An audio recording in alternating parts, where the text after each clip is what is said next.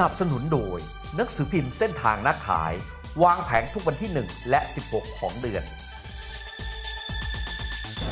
สวัสดีค่ะคุณผู้ชมคะมาพบกันเช่นเคยกับรายการเส้นทางนักขายนะคะวันนี้เรามีเรื่องราวดีๆมานำเสนอให้กับคุณผู้ชมเช่นเคยโดยเฉพาะใครวันนี้ที่อยู่ในวงการขายตรงหรืออาจจะอยากรู้จักกับวงการนี้กำลังจะก้าวเข้าสู่วงการนี้มากขึ้นพลาดไม่ได้เลยนะคะเพราะว่าเราจะมาแนะนำให้คุณผู้ชมได้รู้จักกับบริษัทหนึ่งค่ะซึ่งเติบโตแบบยิ่งกว่าก้าวกระโดดอีกเขาทำได้อย่างไรเดี๋ยวมาคุยกันนะคะแต่ว่าช่วงแรกนี้เราไปดูข่าวที่เกิดขึ้นในช่วง1 สัปดาห์นี้เลยนะคะกับข่าวนักขายค่ะ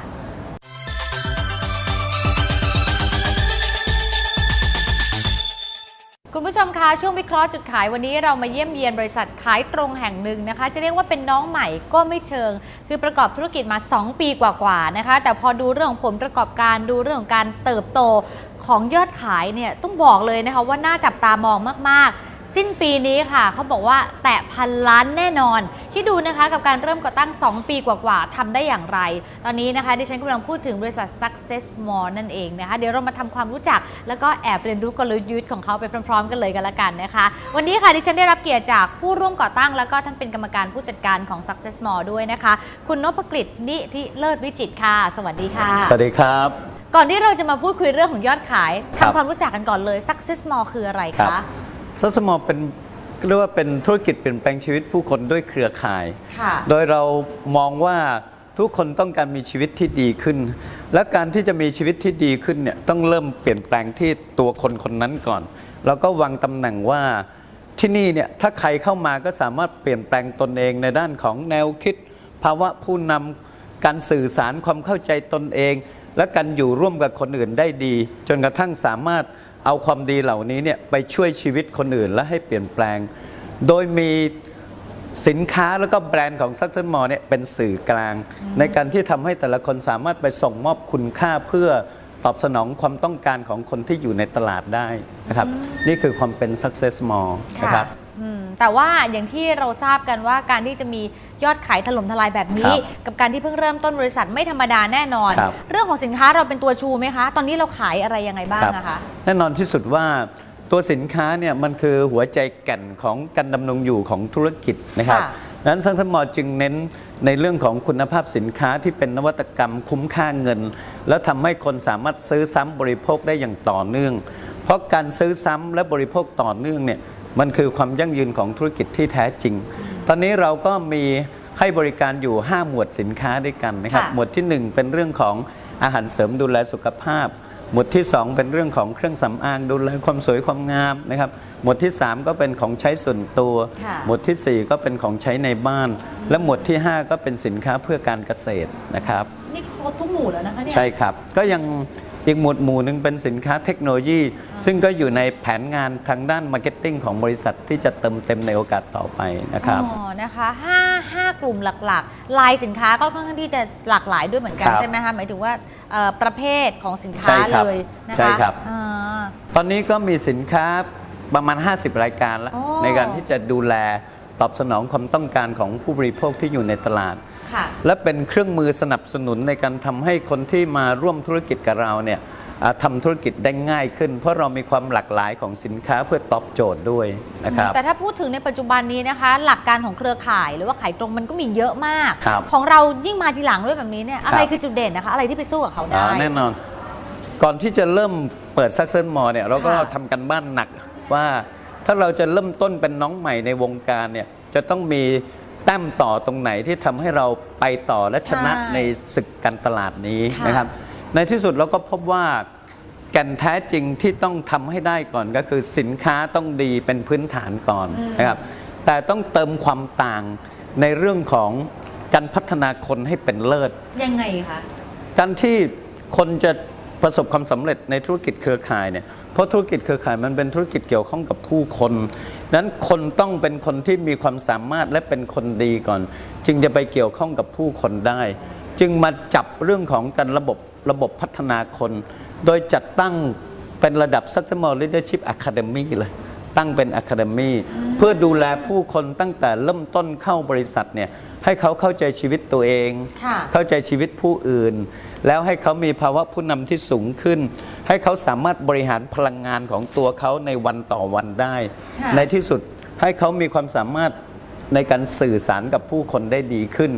แล้วก็ยกระดับความสามารถในการบริหารความเป็นองค์กรของตัวเขาเนี่ยถ้าเรายกระดับใน 4-5 เรื่องนี้แต่ละคนก็จะสามารถดูแลและขยายเครือข่ายของตัวเองให้เติบโตได้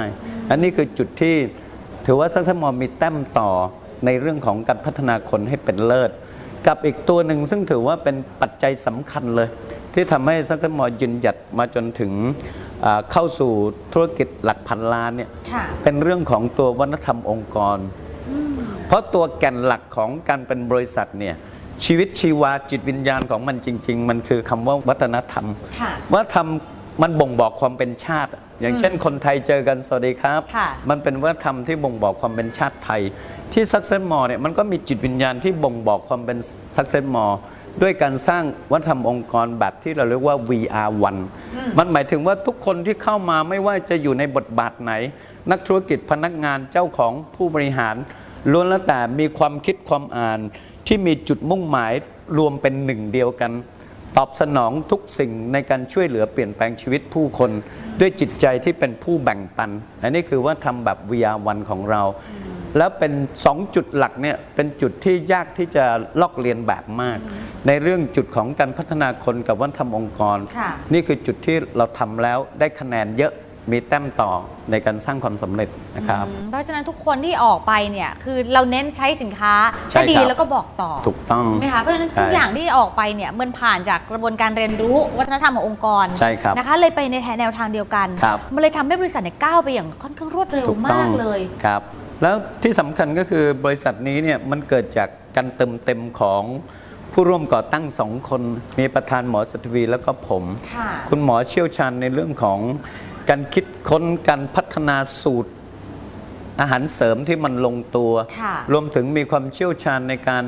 ขยายสาขาที่มีคุณภาพพร้อมให้บริการกับนักธุรกิจของเรารวมกับผมที่มีความเชี่ยวชาญในมุมมองของกลยุทธ์การตลาดและก็การพัฒนาคนพอมาจับมือกันเนี่ยมันจึงเป็นความแข็งแกร่งที่เป็นพลังผนึกของเรา2 คนนะครับนี่แหละอีกเรื่องหนึ่งที่วันนี้อยากจะมาคุยก็คือเรื่องของคุณนพเองด้วยตัวคุณนพเองประวัติน่าสนใจมากนะคะเพราะว่าไม่ใช่มาถึงจุดนี้ง่ายๆนะคะเริ่มจากการเป็นบอยก่อนนะคะแล้วก็ผ่านอะไรต่างๆมามากมายจนกระทั่งได้เริ่มต้นเปิดบริษัทของตัวเองและเติบโตแบบนี้เนี่ยมีอะไรเด็ดๆรอคุณผู้ชมอยู่นะคะตอนนี้พักกันสักครู่เดี๋ยวกลับมาคุยกันค่ะ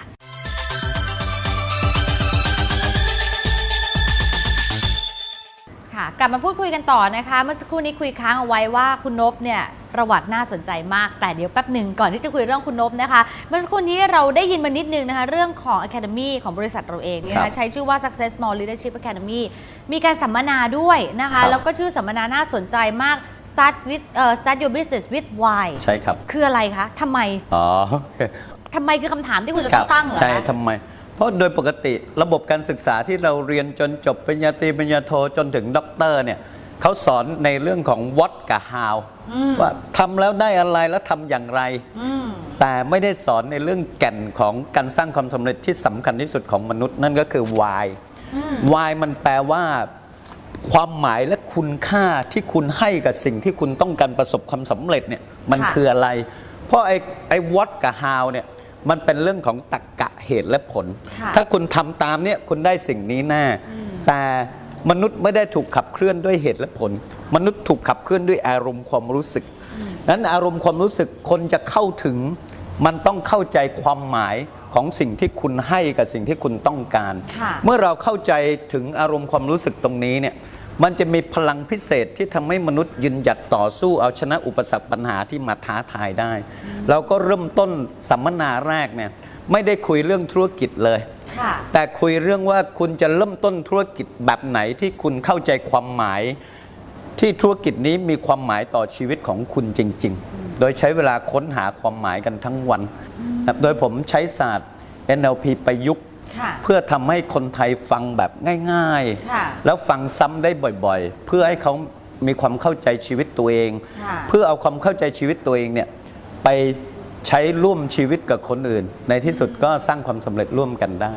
นะครับด้วยเหตุนี้หรือเปล่าเพราะว่าทำบริษัทขึ้นมาเนี่ยท่ามกลางถึงแม้ว่าเศรษฐกิจจะเป็นอย่างไรก็ตามด้วยทัศนคติด้วยแนวคิดแบบนี้ผ่านได้ตลอดเลยผ่านฉลุยเลยถูกต้องเพราะว่าจริงๆแล้วเนี่ยพ ภาวะเศรษฐกิจมันเป็นข้อเท็จจริงที่อยู่ข้างนอกแล้วเราเป็นคนที่ไม่สามารถควบคุมสิ่งนี้ได้เลยเพราะเราไม่ได้เป็นนายกรัฐมนตรีเราไม่ได้เป็นรัฐมนตรีกระทรวงการคลังพาณิชย์ต่างๆเราไปกำกับมันไม่ได้แต่สิ่งที่เราทำได้ก็คือเราต้องใส่อินพุตให้กับทั้งบริษัทแล้วก็อินพุตให้กับคนของเราเพื่อให้เขามีพลังจนกระทั่งพลังที่ได้มา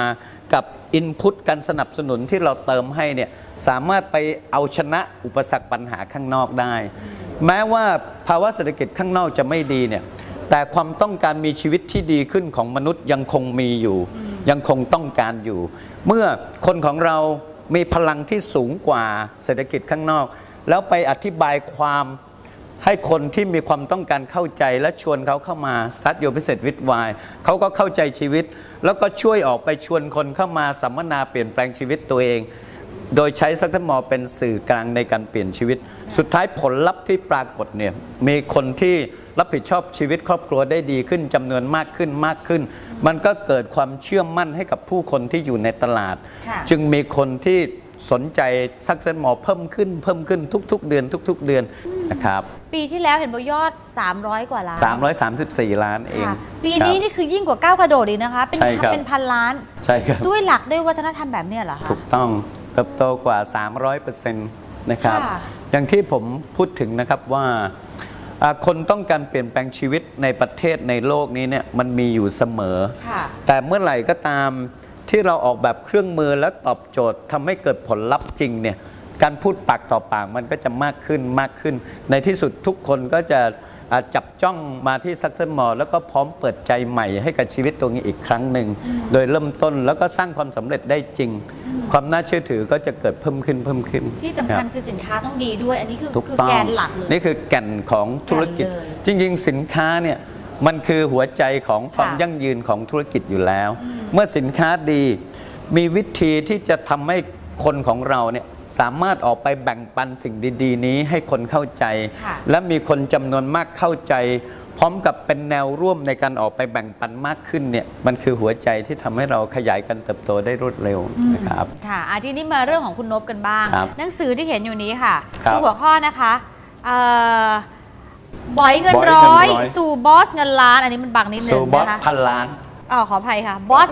พันล้านเงินล้านน้อยไปต้องเป็นบอสพันล้านเลยนะคะเรื่องนี้เพิ่งจะออกมาสดๆร้อนๆเลยเล่มนี้บอกว่าเปิดตัวที่รายการเรานี่ออกมาจากเตาเลยหัวร้อนเลยนะคะนี่แหละคือเล่มนี้แหละนะคะจะเป็นการบอกตัวตนที่ดีของคุณนพได้นะคะเล่าให้ฟังนิดนึงว่าเริ่มต้นจากบอยนี่คือที่เสิร์ฟอาหารตามร้านอาหารอย่างนี้เลยเหรอคะตามสวนอาหารนี่เลยครับแต่ว่าก่อนเป็นบอยเนี่ยชีวิตสมัยเด็กนี่รันทดกว่านั้น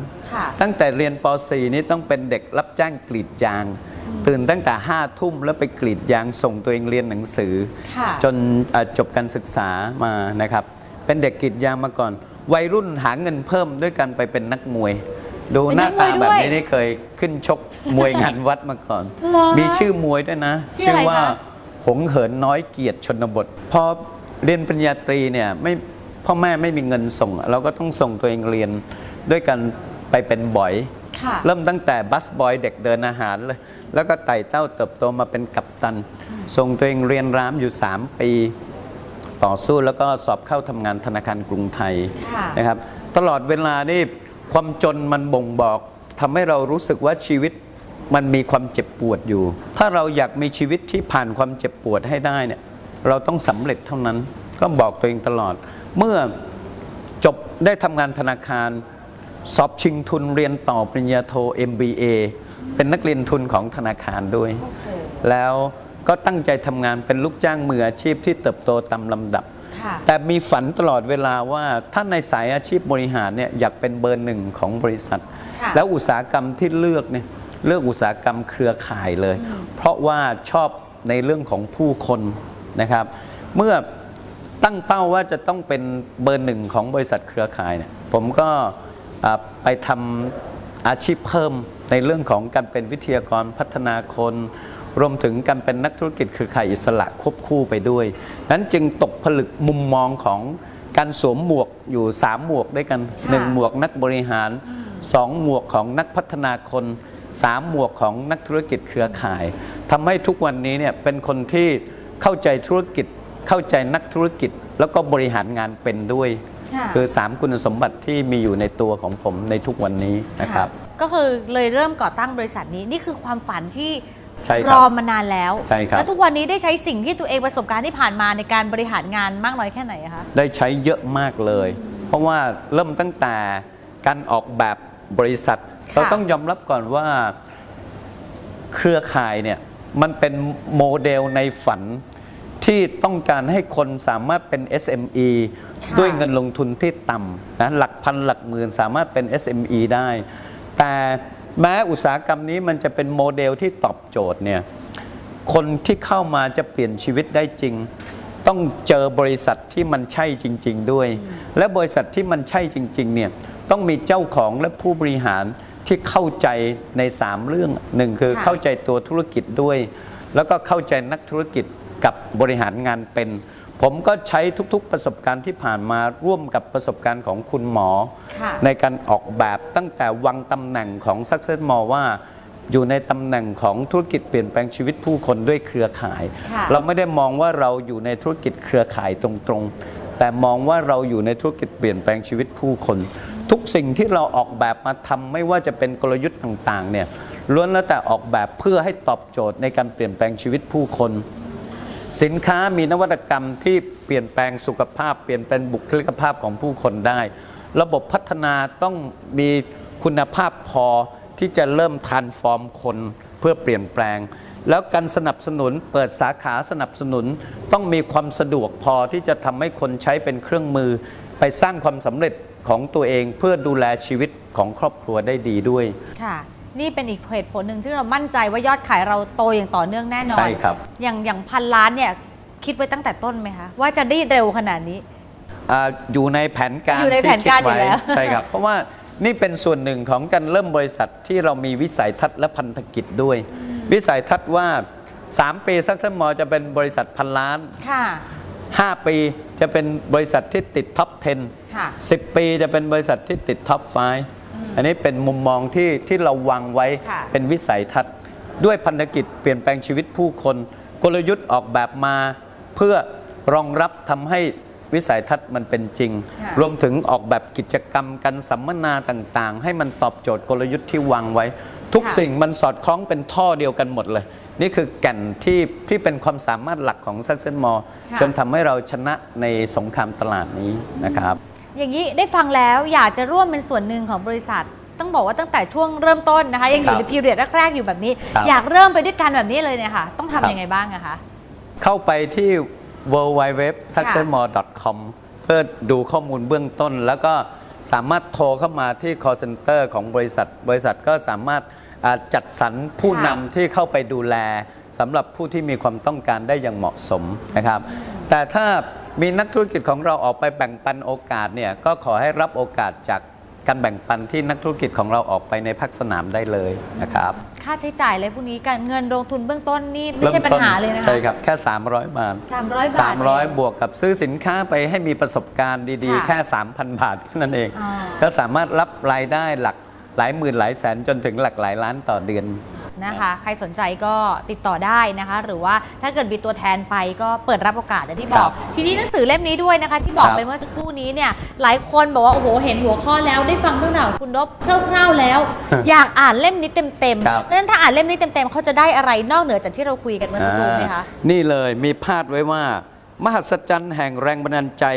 ที่จะเสริมแรงศรัทธาและความเชื่อจนคุณยืนหยัดสร้างความฝันให้กลายเป็นความจริงได้เพราะทุกสิ่งที่ผมสร้างวันนี้เนี่ยมันมาจากความฝันที่เรายังคงยึดเหนี่ยวไว้แล้วก็สร้างกำลังใจให้กับตัวเองรวมถึงพัฒนาตนมาอย่างต่อเนื่องมันก็จะบ่งบอกวิธีแก้ปัญหาเอาชนะอุปสรรคปัญหาของผมรวมถึงการทำให้ตัวเองเติบโตขึ้นตามลำดับทุกคนที่ต้องการมีชีวิตที่ดีกว่านี้ก็ทำได้แน่นอนผมทำเป็นตัวอย่างให้ดูแล้วอะไรที่คนทำได้คนย่อมทำได้เป็นกำลังใจให้กับทุกคนนะครับก็ยินดีมากๆเลยวันนี้นะคะที่เราได้รับต้องบอกว่าได้รับแรงบันดาลใจนะนอกจากความรู้ที่มาแล้วเนี่ยแรงบันดาลใจทำให้รู้สึกฮึกเหิมขึ้นมานะคะแล้วก็หนังสือเล่มนี้ด้วยถ้าสนใจหาซื้อได้ของที่ไหนบ้างคะก็จัดจำหน่ายโดยร้านในอิน B2S แล้วก็ C1 ด้วยค่ะโอเคยังไงวันนี้ขอบคุณคุณนพมากๆเลยค่ะครับขอบคุณครับ